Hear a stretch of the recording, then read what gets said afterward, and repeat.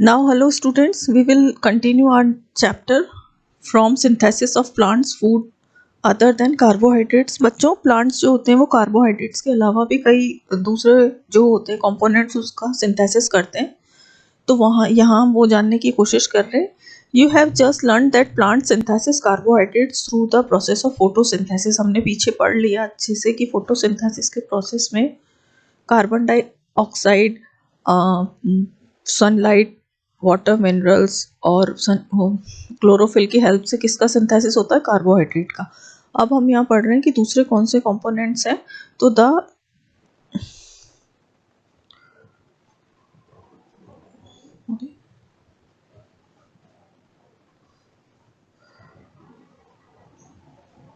Carbohydrates are made up of carbon, hydrogen and oxygen. नाम से ही पता चल रहा है कि तीन चीज़ों से मिलकर बनते हैं. कार्बन, हाइड्रोजन और ऑक्सीजन से मिलकर कार्बोहाइड्रेट का निर्माण होता है.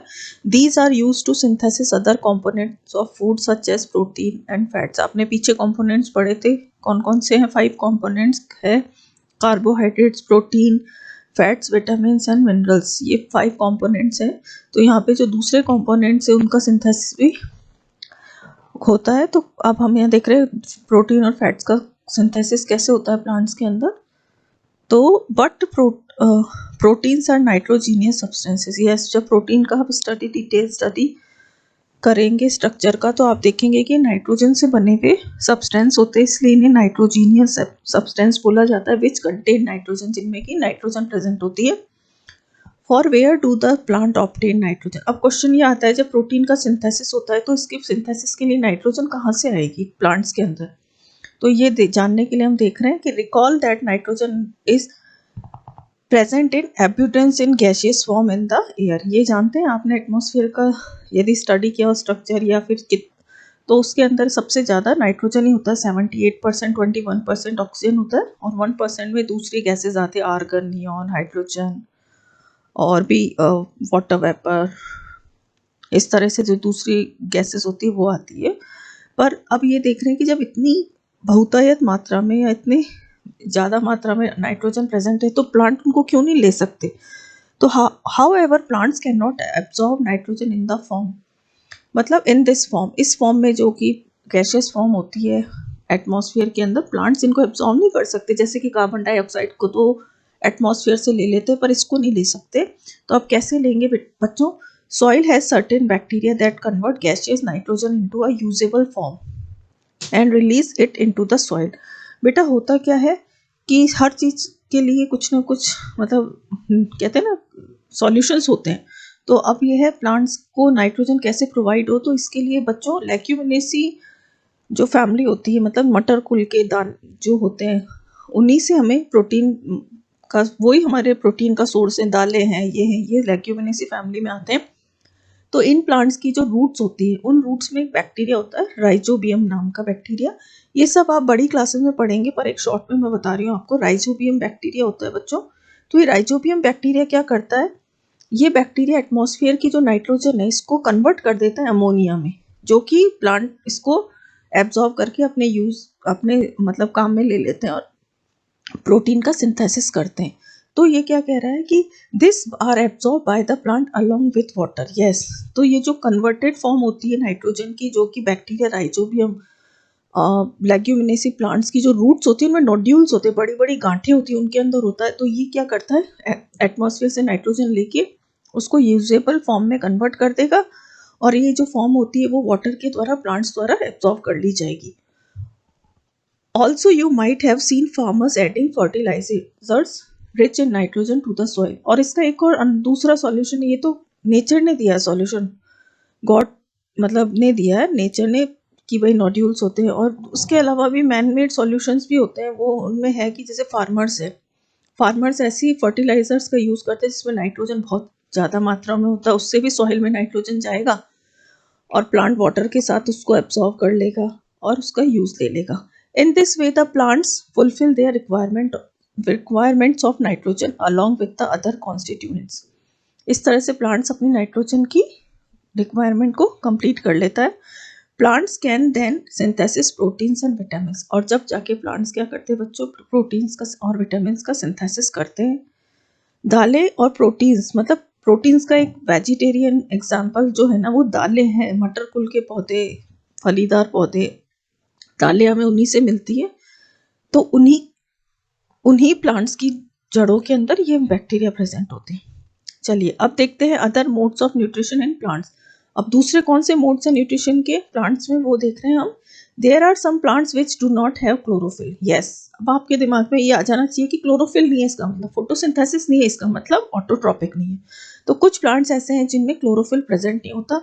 मुझे लगता है अब तक आपका ये कंसेप्ट क्लियर हो गया होगा कि जहाँ क्लोरोफिल नहीं है वहाँ फोटोसिंथेसिस नहीं है और वहाँ प्लांट ऑटोट्रॉपिक नहीं होंगे, वो दूसरों के ऊपर डिपेंड करेंगे भोजन के लिए। They can not synthesis food. Yes, वो फूड सिंथेसिस नहीं कर सकते। अब क्वेश्चन ये आता है जब खाना ही नहीं बना सकते तो वो सर्वाइव कैसे करेंगे। तो how do they survive and from where do they derive nutrition. अब वो कहाँ सर्वाइव करेंगे और कैसे अपना न्यूट्रिशन प्राप्त करेंगे उसके लिए हम देखते हैं। अब एक like humans and animals such plants depend on the food produced by the other plants। मतलब humans और animals की तरह ही वो फूड के लिए दूसरे डिपेंड करेंगे दूसरे प्लांट्स पे। They use the heterotrophic mode of nutrition. बेटा हमने पहले पढ़ा था, दो तरह की न्यूट्रिशन पढ़ ली हमने। ऑटोट्रॉपिक में स्वयं जो खाना बनाते हैं, एग्जाम्पल है प्लांट्स। हेट्रोट्रॉपिक में जो भोजन के लिए दूसरों पे डिपेंड करते हैं जैसे एनिमल्स है और दूसरे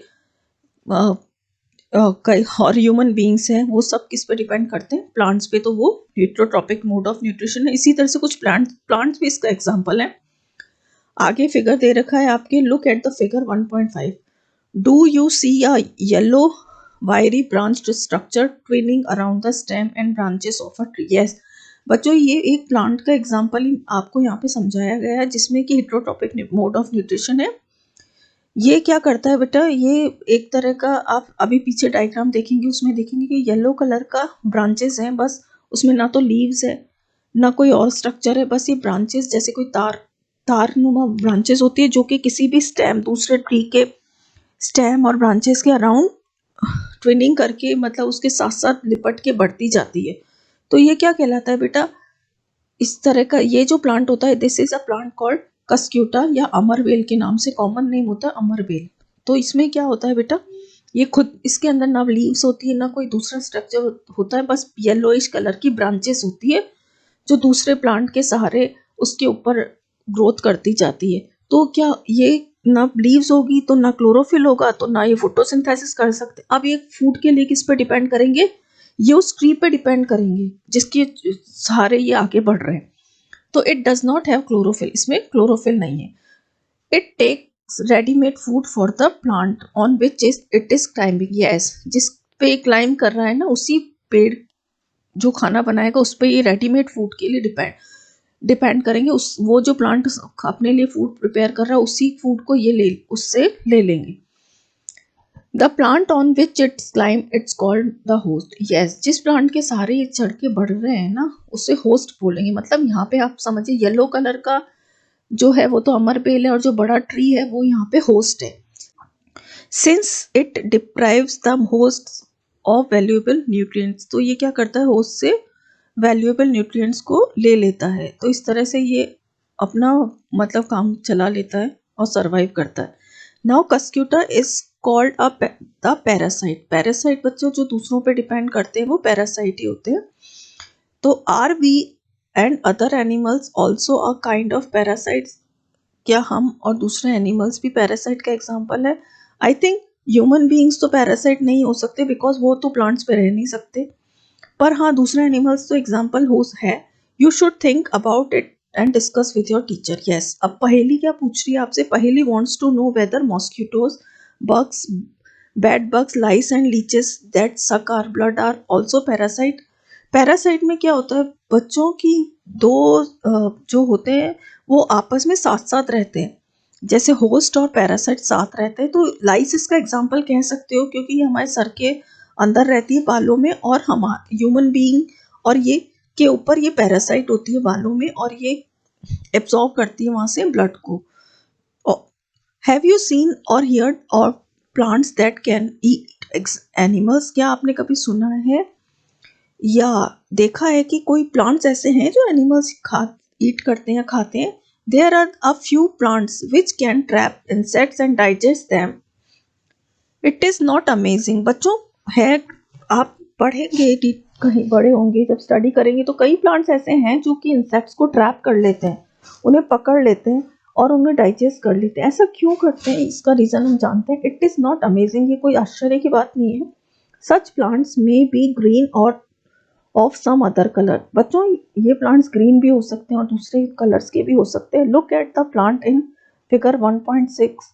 the pitcher like or jug like structure is the modified part of the leaf. Yes बच्चों, आप ये पिक्चर प्लांट्स का डायग्राम आपको 1.6 में दिख रहा है, तो ये क्या होता है बेटा, पिक्चर लाइक स्ट्रक्चर है या जग लाइक स्ट्रक्चर होता है। और ये आप ये ध्यान रखिए किसका मॉडिफाइड रूप है, ये लीफ का ही मॉडिफाइड रूप होता है। ये याद ध्यान रखिए आप कि क्वेश्चन आ जाता है कि पिक्चर प्लांट में जो पिक्चर होता है वो किसका, कौन सा स्ट्रक्चर होता है, किसका मॉडिफिकेशन होता है। तो आपको ये ध्यान होना चाहिए कि लीफ का मॉडिफाइड पार्ट होता है जो कि पिक्चर, ये रहा पिक्चर में कन्वर्ट हो जाता है। पिक्चर लाइक, घड़ा लाइक स्ट्रक्चर कह सकते हो आप इसको। ये रहा, ठीक है ना।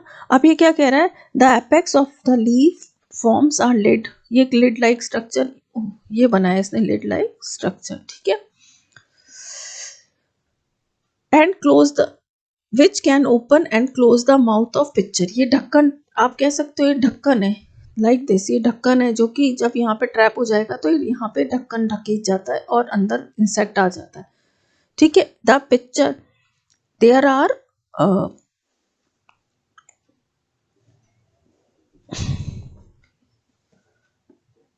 There are hair which are directed downwards.